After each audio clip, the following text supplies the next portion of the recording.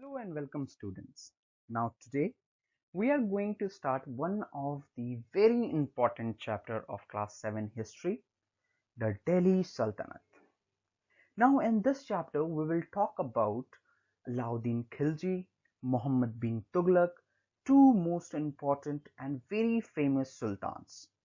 Then after we will have a look on their administration.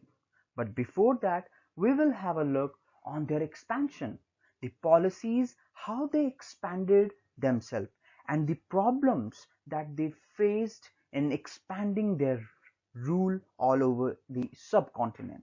So let's begin. Here, the first topic that we are having is Delhi becomes capital. So under whose rule does Delhi become first capital? So the Delhi that we today know was not actually the capital at that time. Delhi was a small place, and the first dynasty or the kingdom, you can say, who regarded this Delhi as their capital were the Tomara Rajput. One of the famous ruler of this Tomara Rajput was Angpala. He was the person who made his capital Delhi. Now, again, this Tomara Rajput were defeated by the another Rajputs. They were Chauhans. Now, these Chauhans were also known as Chamanas, as we have discussed in our previous chapter, chapter 2, New Kings and Kingdoms. They belong to Ajmer. One of the very famous ruler of this Chamanas or Chauhans were the Prithviraj Chauhan III, who defeated Muhammad Ghori, as we have already discussed in previous chapter. Now, in their time, in their period, this Delhi became one of the important commercial center. Now they also minted a coin here, used a new type of coin, and those coins were known as Delhiwals. The Delhi that we today know, that is a combination of many different cities like Firozabad. So these combination of these cities that we know today as a Delhi were actually made by the Delhi Sultans. After that, we are having Rajput dynasty. Let's have a look on the Rajput dynasties. The first, as we have already discussed, were the Tomara Rajputs. They actually ruled from early 12th century to 1165. One of the very famous ruler of this dynasty was Angapala. He ruled from 1130 to 1145. After that, the next Rajput famous dynasty was Chauhans. They ruled from 1165 and to 1192, and the famous ruler was Prithviraj Chauhan, who ruled from 1175 to 1192.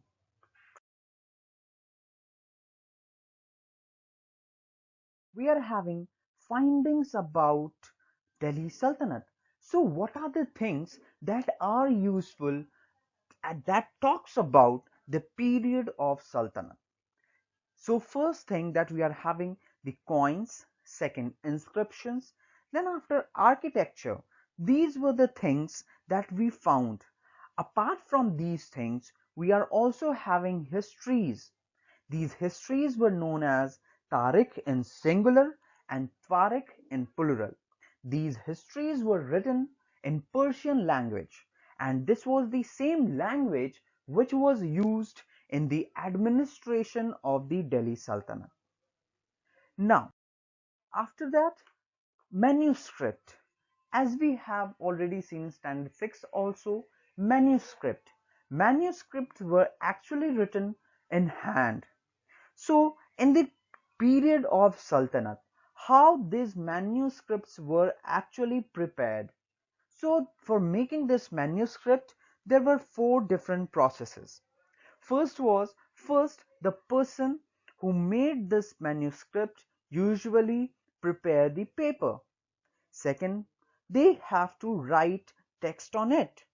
And to highlight the important words, important paragraphs, important sentences, they use melting gold to highlight the important things. After that, the person binds that whole paper into one book, that is binding process. So these were actually four different stages of making a manuscript. Now, who were actually the authors of Tariq? Remember, Tariq was actually the histories of the sultans. So the authors of this Tariq were the learned men, like secretaries, like administrators, poets, and courtiers. So they were the people who usually write this Tariq. Some special or additional details about Tariq.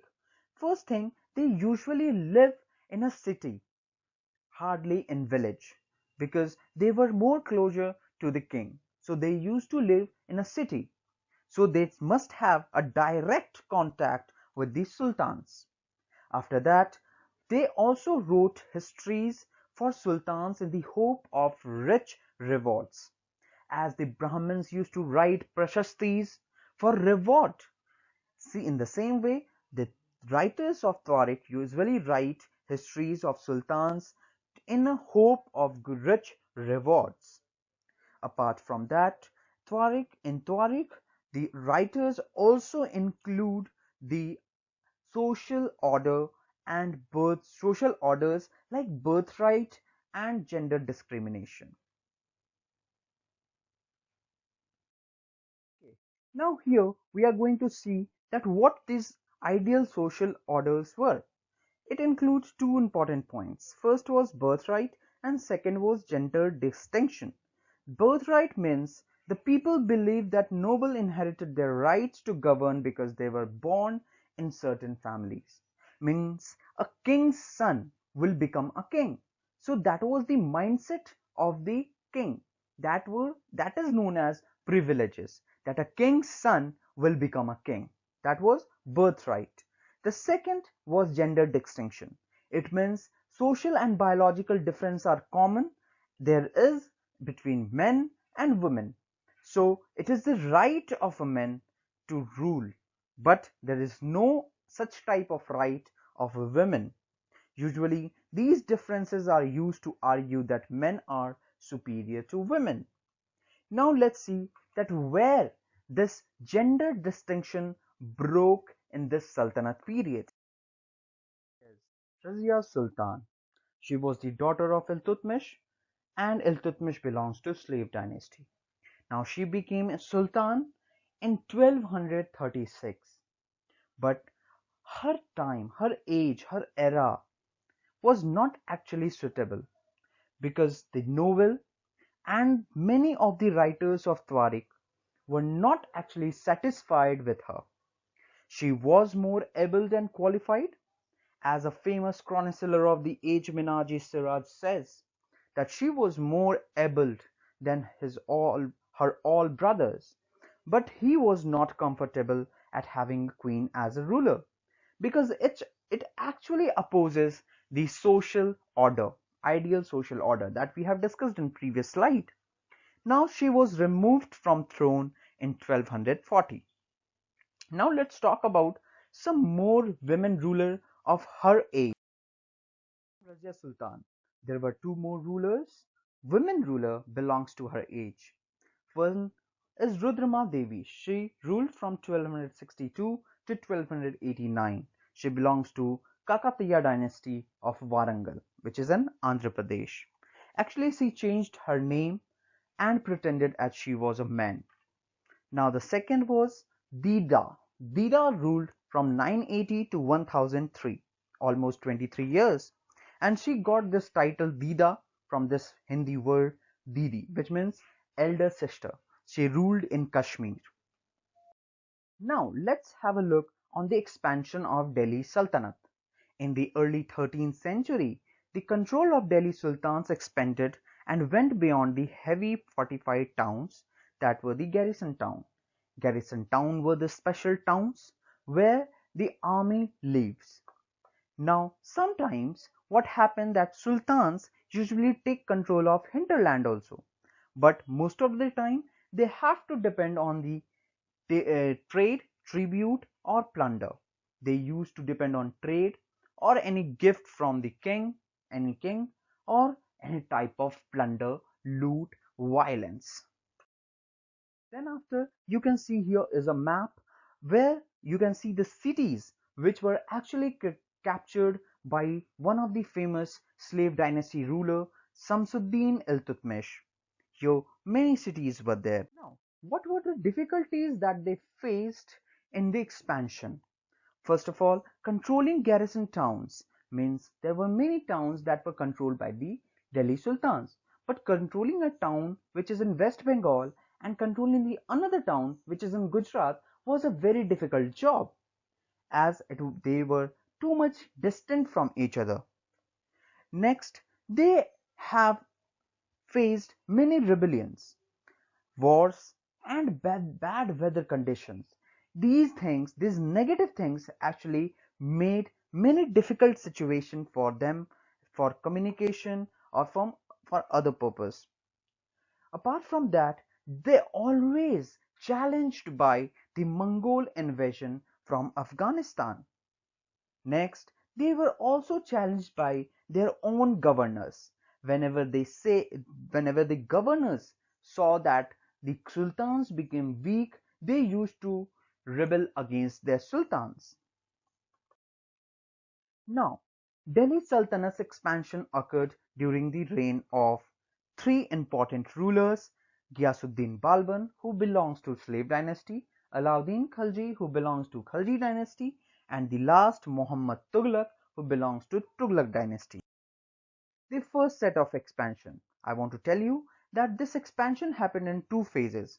First, in the first set of expansion, their sultans actually took control of internal frontier, means the whole control of the hinterland. Next, forests were cleared in the Ganga Yamuna Dwab. Ganga Yamuna Dwab, you can see here in the map between the region between the Ganga and Yamuna rivers. Next is hunters and gatherers were removed from that area, and that area is given to the peasants for agriculture. Now, new fortresses and towns were established to protect trade routes and to promote regional trade. That's how they can develop, their sultanate can develop. This second set of campaign is actually done for external frontiers. External frontier was the area apart from the sultanate, means outside the sultanate. In this, these two important rulers, Alauddin Khalji and Muhammad bin Tughlaq, usually lead many military expeditions in the southern India to control. After that, whenever the sultanate win a part of land, they actually captured elephants, horses, slaves, and carried many precious materials also. Okay, so here is Alauddin Khalji, very dangerous and very powerful too. So here, by the end of Muhammad Tughlaq reign, means almost 150 years after, the armies of Delhi Sultanate had marched across a large part of subcontinent. Large part of India was under the Sultanate. They have defeated rival enemy armies and seized the cities. The Sultanate collected taxes, gave justice under its kingdom.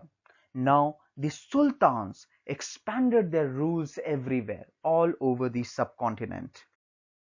Now, if you want to take a look on Alauddin Khalji's campaign into South India, so you can see here, these are the campaigns. Delhi to Gujarat, Delhi to Bengal, Delhi to Warangal, Delhi to Devanagari, Devagiri, and very famous here is Madurai. So this Alauddin Khalji reached Madurai. That was the southernmost point of the Alauddin Khilji. Okay, as we have discussed that Alauddin Khilji and Muhammad bin Tughlaq, they were the two important rulers of Delhi Sultanate. Now let's have their administration. How was their administration and how they faced the challenges that came in front of them? The first, here we are talking about Alauddin Khilji. For controlling such a vast Delhi Sultanate needed reliable governors and administration. So for them, for governors, administrators, what Delhi Sultans used to do, they, especially Iltutmish, favored their special slaves, and the sultans usually believe on slaves more than their sons, and these slaves were known as bandagan in Persian language. Now, since they were totally dependent upon their master, who? Then slaves. So slaves were totally dependent on their masters. That's why there were no chance of betraying. So here is a picture of one of the famous bandagan of Alauddin Khalji, Malik Kafur. Alauddin Khalji and Tughlaq continued to use bandigans who and also raised people of humble birth. Humble birth means people who belongs to low position of the society. So Alauddin Khilji and Muhammad bin Tughlaq, they both raised the people from low position and give them high political positions. And by giving these positions, the people of low position in the society usually believe more than other people on their sultans. Now slaves and clients were loyal to their masters but not to heirs. As I told you that slaves were always loyal to their masters but not their heirs, not their child. New sultans had their own servants. That was the so as we have discussed that the king or the sultan usually give high positions to the people of humble birth, people who belong to low position in the society. Now this was the thing that the elites and the Tuaregs don't like. Those who write this Tuareg usually don't like about the Sultan. The patronage that was given to these humble people by the sultans were actually shocked many elites. When sultan don't give special position to these elites, that's why they actually not very much happy with the sultan. Author of Persian Tuareg criticized the Delhi Sultan for appointing the low and base born. So low and base born means the people who belongs to very low caste in the society. Now, let's talk about their administration more. So, there were the Ikta. Ikta was a part of land, and this part of land was looked after by the people who were known as Iktadar or Muktis. So, this Iktadar and Muktis actually support Delhi Sultans with military campaigns and also maintain law and order in their Iktas.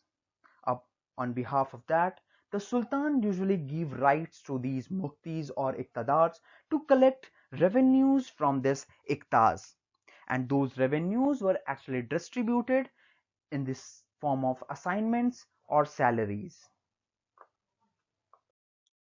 Control over muktis. So it is possible that muktis may collect any amount of tax from the people of his ikta, but there was a control of sultans also. For controlling these iqtidars, what sultans did, let's discuss about that. First of all, the office of muktis or iqtidars were not actually inheritable. That means the son of one mukti will not become the another mukti after his father's death. Actually, his office was intransferable. Next to that, Ikta was for a small period of time. Accountants were also appointed, those who always used to check the collection of money by the muktis. It was seen that the muktis only collect the tax prescribed by the state. That was looked after by the accountants. And this type of rules, and one very important thing, they also kept the amount only the required number of soldiers. If they will keep more than that number of soldiers, then they will be punished by the sultan. Can you tell me that why actually they just have to keep the required number of soldiers that was prescribed by the sultans? Think about that. Now, these type of Rigorous policies or the rigorous situations were only imposed in the time of Alauddin Khilji. Now, as the sultans brought the hinterland under their control, they forced the landed chieftains. Chieftains, landed chieftains were the samantas, those who were having rights to collect revenue before this Delhi Sultanate or Delhi Sultans, and rich landlord to accept their authority. So now every type of people, whether they belongs to elite group, whether they belong to low base born, they have to accept the authority of Sultan. The rights of local chieftains to levy taxes were cancelled. Now all have to pay taxes. All people, everyone have to pay taxes. Now sultans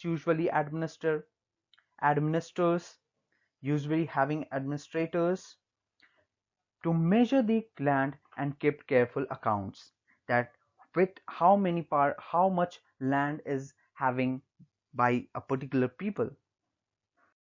Apart from that, let's discuss about the taxes or types of taxes in the time of Delhi Sultanate.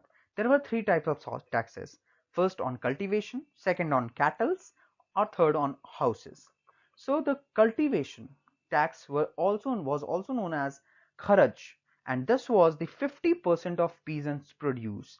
And this 50% of peasant produce was actually imposed by the Alauddin Khilji and Muhammad bin Tughlaq. We will discuss about that in our coming slide. Now, some important points to remember. Like a large part of subcontinent remained outside the control of it. Till now, we have discussed only positive things about the sultans. Now here is a negative thing, that the subcontinent was so big that it was not possible for sultan to control each and every part of land.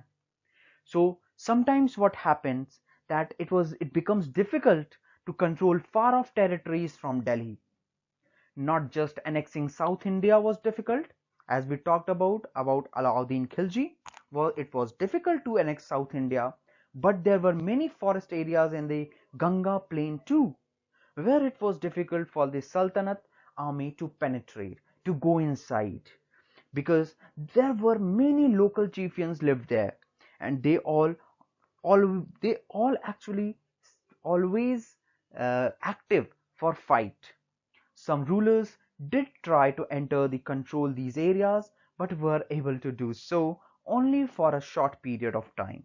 It was not possible for them to control each and every part of subcontinent. Okay, here's a very famous traveler named Ibn Battuta. He actually came from Morocco in Africa. He actually wrote about many such chieftains who usually lives in this Ganga plain and fought against the Sultan. He actually wrote about the time when he came to India at the time of Muhammad bin Tughlaq.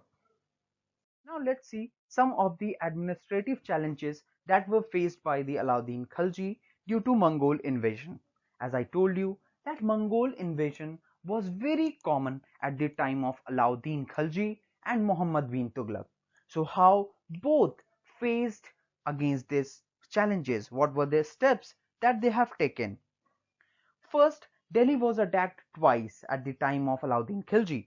First in 1299 and second in 1302. But because Alauddin Khilji raised a very large standing army, so they were actually not able to come or enter into India. Alauddin constructed a new garrison town for his soldiers, and the name of that garrison town was Siri.